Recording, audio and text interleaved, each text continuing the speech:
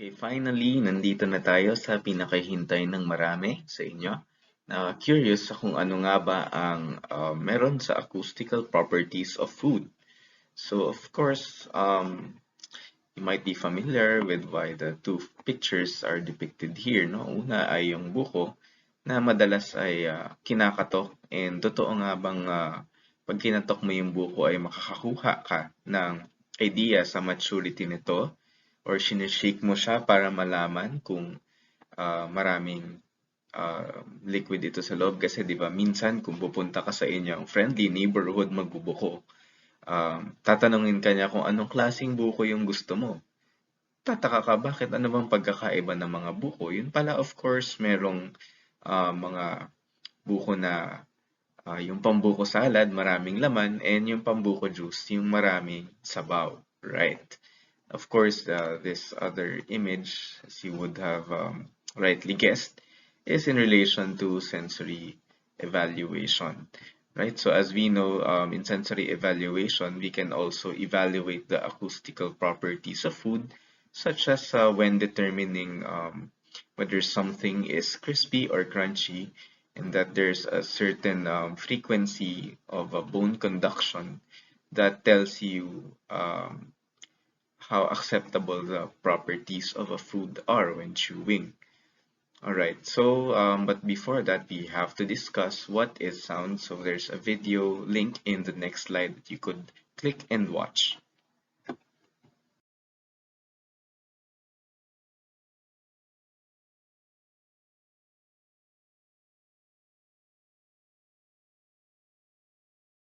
So now that we have an idea what sound is, we now have to define what acoustical properties are. And these are simply properties governing how materials respond to sound waves. So the peaks and valleys of high and low pressure are what we will refer to as oscillations. And similar to the frequency spectra of electromagnetic waves, there are also different terms used for sounds at different frequencies. So we're probably most familiar with audible sound, which is from 16 Hz to 16,000 Hz. There is also what we call infrasound from 0 to 16 Hz, and ultrasound, which is from 20 kilohertz to 10 gigahertz. And finally, there is hypersound, which is from 10 raised to 9 to 10 raised to 12 hertz. So, bago pala yun, kaunting joke muna. Okay, matagal lang tapos ang February pero merong isang student noon na nagtanong sa akin, Sir, ano po ang frequency ng pag-ibig? That's a very nerdy question, but I actually didn't know the answer. So, sabi ng student, Sir, 8 hertz. Okay, crickets chirping. 8 hertz daw. Kung hindi nyo na-get, 8 hertz. Okay. So anyway, sound transmission. So sound is transmitted by materials having a degree of elasticity or elastic bonds between molecules. And since virtually all molecules have that, then sound can be transmitted to through any type of molecule, and that therefore kung walang molecules, walang sound, such as in vacuum. So sound cannot travel in outer space kung vacuum doon. Okay, and it is the moving of these objects that cause vibrations in the air or solid or liquid material, and these sound waves propagate in all directions. Okay, so they're essentially propagation of energy omnidirectionally that causes molecules to vibrate and oscillate. And it is when those oscillations reach our eardrums, which oscillate at the same frequency, that our brains translate the nerve signals and interpret them as sound. So again, the only reason you're hearing me now is because of the air vibrating around me to reach the microphone of my laptop. So the speed of sound depends on bonding strength between oscillating molecules and atoms and generally follows a pattern where the sound of speed is greatest in solids and then in liquids and then finally lowest in gases. So for gases, the speed depends on how close the molecules are to each other, and therefore is dependent on properties like density, which is based on pressure and volume, because as you know, pressure is defined in a way as how molecules are close to each other or how fast they're moving in an enclosed volume. So here we can see the different speeds of sound in meters per second in different materials, from solids like iron and liquids like water and in air. And this is probably the reason why there is a distortion in the sound that you hear when you are, say, speaking normally, that sound transmitted through air. Um, when you're underwater and hearing someone from above speak, and then if you're trying to, push your head against a solid object and trying to listen to conversation from the other side of the room. But anyway, um, we also have the speed of sound in air as a function of temperature, and of course whether or not there's a lot of water vapor in it. So as you can see here, as the temperature increases, the speed of sound in air also increases. And the speed of sound in water vapor is higher than that of in dry air. Sound power is defined as the quantity of energy flow transmitted by the source of the sound waves. So as you know, um, because sound vibrates molecules to propagate itself, then it must carry with it some form of energy, and that energy per unit time is defined as power, in this case in watts. So here you can look at the sound power from different um, sources, from a refrigerator with 10 raised to the minus 7 watts, normal talking voice with 10 raised to the minus 5 watts, the maximum shout of a human voice at 2 times 10 raised to the minus 3 watts, a trumpet at 0.3 watts, uh, an auto horn at 5 watts, and so on, until you have here a rocket engine at 10 raised to 6 watts. Now, obviously, you can concur that as the sound gets louder, the power gets higher as well. However, if you're familiar with how much power there is, this is bare minimum slow charging, 5 watts. 70 watts is just the power of a single mid-powered laptop, okay? And 3000 watts is just enough power to run a small motorcycle.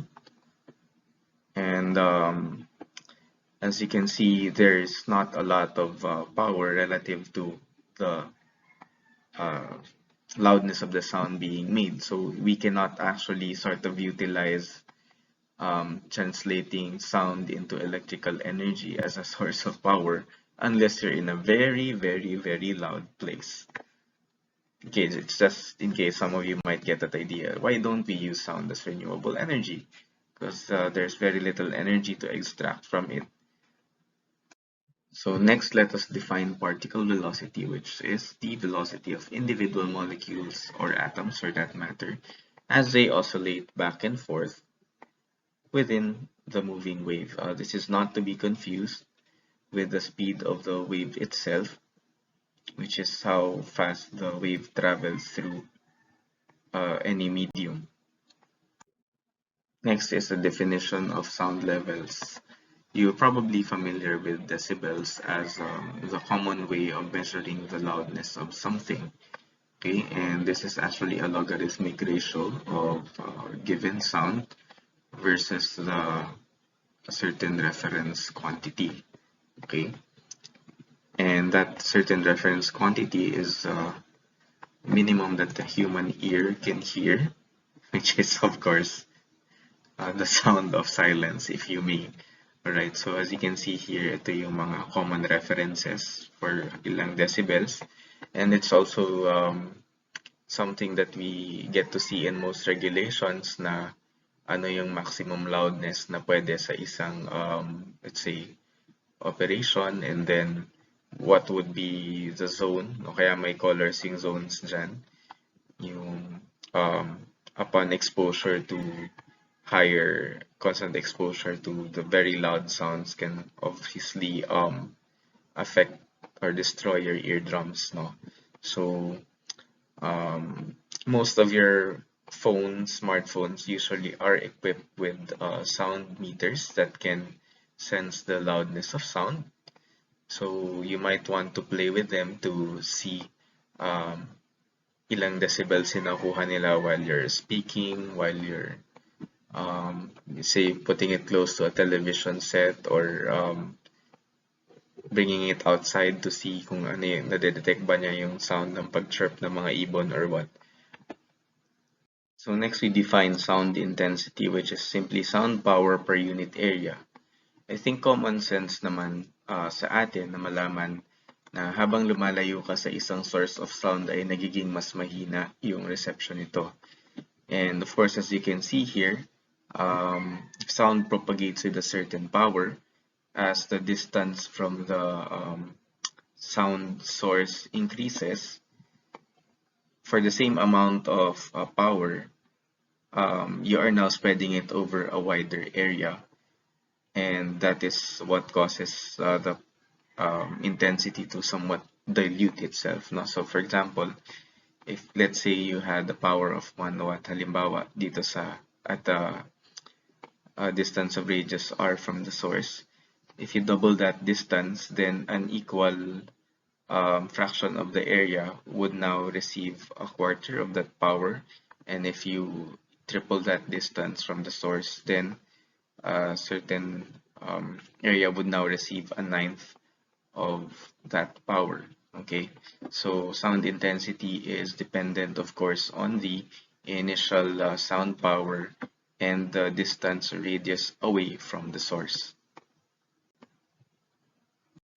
So to calculate the speed of sound in a certain material, we must consider many factors, including the pressure, some intrinsic properties of the material, such as isentropic exponent and the bulk modulus. Of course, we're familiar with the specific gas constant R from our chem. And we also need to consider the density of the material where the sound is passing through, and at what temperature we are measuring these phenomena. So this is simply the derivation of the equation where sound speed is, wave speed rather, is equal to bulk modulus over density. Then we substitute bulk modulus with its definition as the isentropic component multiplied by the pressure. So you have this equation here. And then to substitute for density, so we get the PV-nRT equation and then isolate density on one side. Kasi di ba ang density is simply mass per unit volume. So yung mass and volume mo, lipat-lipat mo lang yan. Okay, then you combine that to get this equation where the speed of sound is equal to the square root of this small letter k, which is a property of the material, multiplied by your specific gas constant. Of course, assuming sound transmission through gases, and the temperature of the gas at that time. So if, for example, for air you have a K value of 1.4 and the gas constant R at 287 joules per kilogram Kelvin, okay, at any given temperature, of course you have to convert the temperature to Kelvin. You can just plug in this equation and you can get the the speed of sound at that temperature for air. So if you're gonna compute the speed of the sound wave for other materials, then you would just need to find at what temperature you're gonna use it for and what the tabular K value is for it. Okay, so one thing we need to clarify with the decibel is that it is not actually a units such as like your base SI units like a kilogram or a derived unit like area in a meter squared, but it is rather a relativistic representation of a value with a reference value. No? So the use of the term decibel is not actually limited to let's say your sound pressure levels. No? A decibel is just a way of saying that this number represents a logarithmic relationship to your reference quantity. Okay, and therefore the term decibel in the realm of sound, for example, can be used both to describe sound pressure level, sound velocity level, intensity level, and power level as the logarithmic ratios of power, velocity, intensity, and power respectively, with reference quantities being stated here. So for example, if you use decibels to um, describe a relativistic sound velocity level, then that means any decibel for sound velocity is a comparison of the logarithmic ratio with respect to your reference quantity of 5 times 10 to the 8 meters per second. Okay, and it is given by this equation. So take note that the definition for the decibel of sound pressure and sound velocity versus that for intensity and power have different multipliers that therefore make the ratios slightly different. No, ito multiplied by 20 sa log niya. Ito multiplied by 10 lang. Okay, so we have to take those into account, but nonetheless, it's a simple way still to compare various quantities and make sense of them. Much in the same way that we know that a certain decibel level for sound pressure might be good for our ear or may idea tayo how loud it is, then same thing. No? So if you would master, for example, the decibels for sound velocity, then you would know ganitong decibel for sound velocity, mabilis yan. Ganito yung um, sound velocity for in air, ganitong decibels yan, etc. So to avoid confusion, when we're talking about using decibels without qualification, it usually refers to sound pressure. So decibels as a ratio of logarithmic ratio of sound pressure in pascals versus the reference sound pressure. No? However, in reality, yung loudness ng isang bagay ay nakadepend hindi lamang sa sound pressure niya, but also yung frequency. As we know, frequency is related to the quality of sound. So I'm speaking in a low frequency voice, but I can increase that frequency. Okay. And of course, even if I were to um, use the same level of sound pressure, if I change the frequency, then the perceived loudness would change. As a reference, the reference frequency is 1000 hertz for sound pressure and loudness level to be equal. So when you decrease the frequency, the phone value for the same decibel value also lowers. So phone, by the way, is a unit used to measure relative loudness level. So parang ang dating lang nito is if you're speaking at the same sound pressure level, the one with higher frequency voice would have a higher level of phone or relative loudness. Ang ingay naman yan. So, if you hear that word ingay in a negative connotation, which translates to noise in English, ano nga ba ang noise, no? So sometimes people would differentiate it from music because of how random it sounds, but generally we could define noise as a sound containing a continuous range of frequencies versus a pure sound with a single frequency, such as what you would hear from a pitchfork. Of course, itong noise na ito serves a purpose of being audible fingerprints, if you may, to identify different sounds like popping, crackling, sizzling, or explosion, etc. Such that if you were to train artificial intelligence to ID different noises, then it could identify what kind of noise that was not in a say in a audio clip. All right. And of course, this will be useful for us in the characterization of foods because if we could analyze, make sense of the noise, rather, we could isolate helpful characteristics maybe, or we can see how the acoustic properties of food change with certain variables being adjusted, right? Nonetheless, yung noise na mataas ang sound pressure levels are usually detrimental, and hearing loss as a result of overexposure to high intensity sound is real. Okay, so I've worked in a factory before and I know how loud some things could be. Yung mga na-visit ko, yung pinakamalala, our ice cream factory was next to a bottling plant for Red Horse.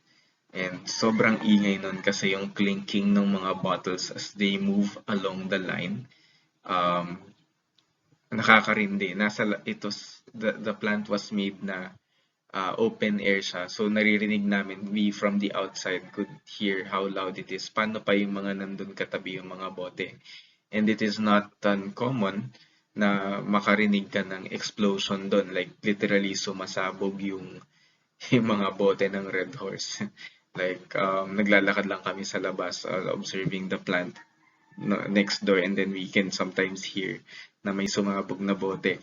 Okay, so other than the hazard ng bubog, of course, malakas yung sound niya. Anyway, yun. So it's one real hazard for working in the manufacturing industry, no? But of course, some people, you have ear protections for that, especially if you're working with loud machines like generators operating in a not so ventilated area in terms of sound. Okay, so here's a fun video link you could watch wherein they try to guess the sound of food items while being blindfolded and being connected to a microphone that amplifies those sounds. So it gives us an idea how common some sounds are na kaya pala talaga natin silang i-identify even when we're blindfolded. And of course, this also reminds me of sound effects na ginagawa dun sa mga radio shows because, well, there's no visuals, diba?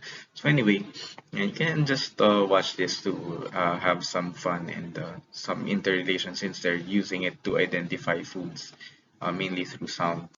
So sa ating mga Pilipino, yung crispy tsaka crunchy, parehas nata-translate as malutong. But we know, of course, because we are mostly bilingual, if not trilingual, na meron talagang difference yung crispy versus crunchy. Of course, even in some studies, it has been found out that these have been interchangeable, even for native English speakers which have words for both. And some other studies have found out even that there are cultures that have a dozen words or so for different types of crispy and crunchy related sensations. But nonetheless, sa dinami-dami ng mga misconceptions about this or multiple definitions, we can say that crispness is usually associated with pitch and loudness and with incisor biting. So pag you take a thin potato chip and put it in between your incisors and bite, Okay, and yung sound na yun and that sensation is crispness. And then crunchy is associated with lower frequency noises, often with the biting of molars. Consequently, molar biting is predominantly bone conduction sound, which is parang mababa yung tunog, no? Like chewing chicharon, yung parang grinding sound. Yung chicharon na ano, yung parang chicharon Cebu, yung ganon, yung matigas. Okay, and kailangan ng maraming force bago ma-crush. And yung incisors is predominantly air conduction because of course they're in front of your mouth, and of course parati silang exposed pag ngumunguya ka dahil lips lang naman yung nagko-cover sa kanila. Okay, so there, let's look at crispy and crunchy products using a table in the next slide. So here we can see for specific products, no, pwede kang magkaroon ng what people could describe as either crispy or crunchy. So for example, in the case of potato chips,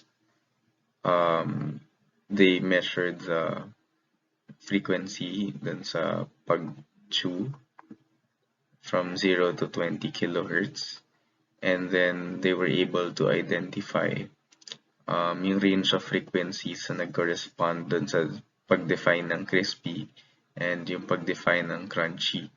And as we can see here, even if a food category was defined as both crispy and or crunchy, normally mas mababa yung frequencies pag crunchy food siya. Okay? But at the same time, we can see na hindi naman totally mutually exclusive yung frequencies for crispy and crunchy food. So as for example, you can see here, 1.25 to 2, 3 to 4. Ito meron ding nasa range na yon. Okay. So probably what we can conclude from this is in a certain category, if meron ka ma-identify na both crispy and crunchy, crunchy would likely have a lower frequency. But at the same time, we cannot use frequency alone to exclusively define something as crispy or crunchy. Alright, so take note, of course, that most of these were defined somewhat subjectively, since wala naman talagang consensus on what is crispy and what is crunchy, but there's a common notion, probably for a good number of people, as to how they would define something as one or the other. So, nasa acoustical properties na rin lang tayo, we might as well touch on ultrasonic sound. We know for a fact that these refer to sounds beyond the detection range of the human ear because of their frequency is too high for us to detect. And we know, for example, that this is used in things like the echolocation of bats to find their or navigate their way while flying because they have poor eyesight. And generally, the equation still holds true that the speed is equal to the product of its wavelength and frequency. And since ultrasonic sound is frequency dependent, then it would probably be the wavelength that would vary depending on the speed of sound in a certain medium. So for example, if we assume that the speed of sound in air is around 300 meters per second, and we have determined the, let's say, the frequency of the sound, then we can use that to calculate for the wavelength, okay? Because the wavelength varies proportionately with speed for a given frequency. Shortest ultrasonic wavelengths are around the same range as visible electromagnetic waves, which are in the nanometer range. And ultrasound shows phenomena like refraction, and diffraction as well. So since it's a wave, and in terms of generating it for our purposes, we usually use electromagnetic generation through electric oscillators. So we'll look at what could be the possible applications of ultrasound in food. Alright, so usually when we apply ultrasound to food, literally yun, no? Parang binubugbog mo ng ultrasonic waves yung pagkain. And for example, in cleaning and in degassing, no? When you have ultrasonic waves dun sa isang liquid na may gas particles, so it would cause the gas particles to escape that liquid, no? Parang halimbawa, if you have soft drink, tas nilagay mo sa isang ultrasonic chamber, that would cause the CO2 bubbles to rise up faster. And this is also used in food analysis because there are certain food analysis methods wherein you need to have no gas bubbles present in your fluid. So, of course, kung high power, you can also use it to drill, mill, and weld, although this is welding, of course, outside our realm as food scientists. And then probably we'd stick with dispersion of molecules and emulsification. Okay, and as I said, material testing, medical diagnostics, and we'll discuss later sa mga sensors since sound waves could also be used to, let's say, measure distance and therefore use it as a height level sensor for tanks. But anyway, this is just to show you the all-around use of ultrasonic waves for direct food and even non-food applications. So here are some samples of applications of acoustics to food. You can read the papers or just read the titles and imagine. First, I'll be discussing a few of them.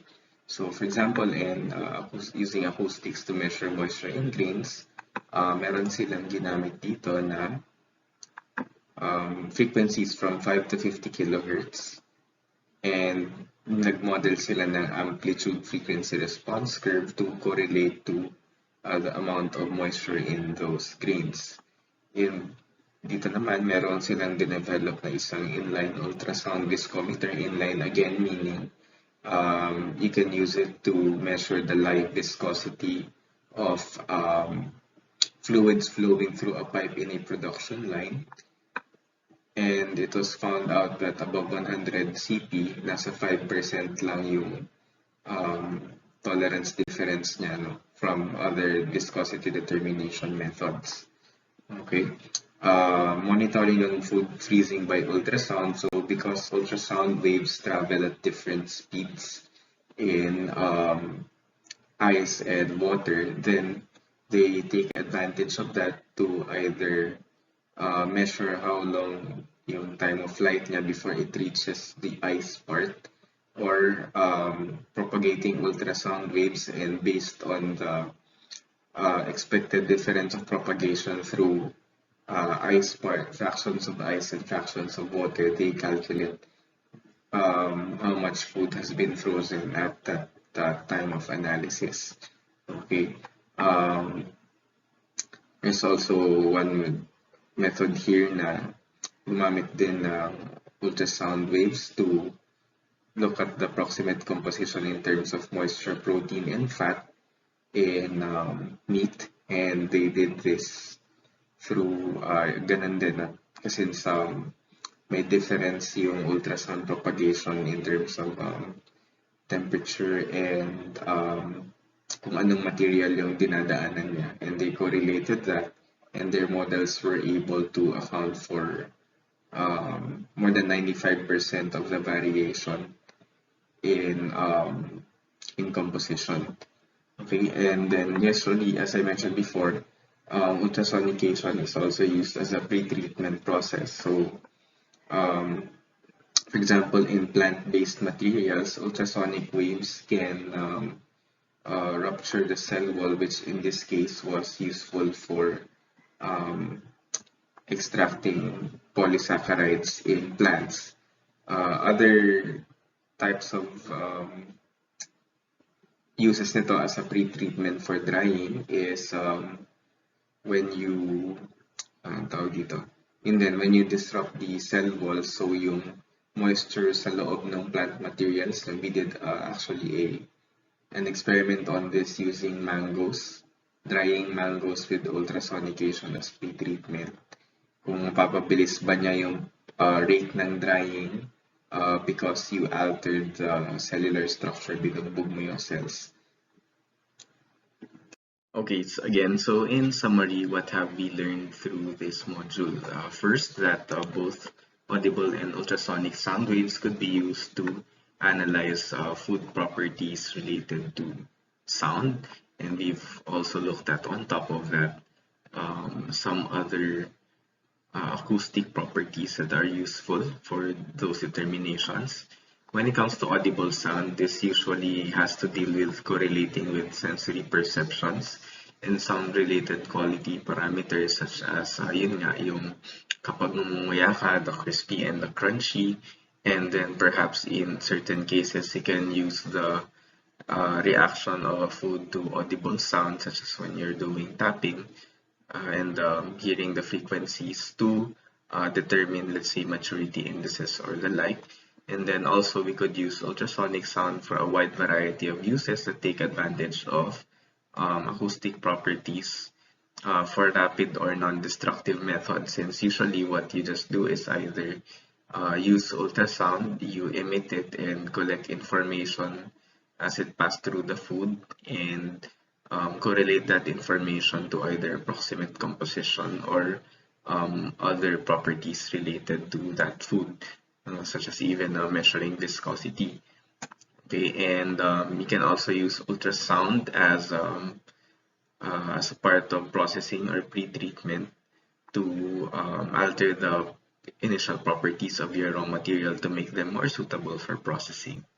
So again, thank you, and I hope you enjoyed this short lecture. And please look forward to the activities for this module. Okay, thank you and have a nice day.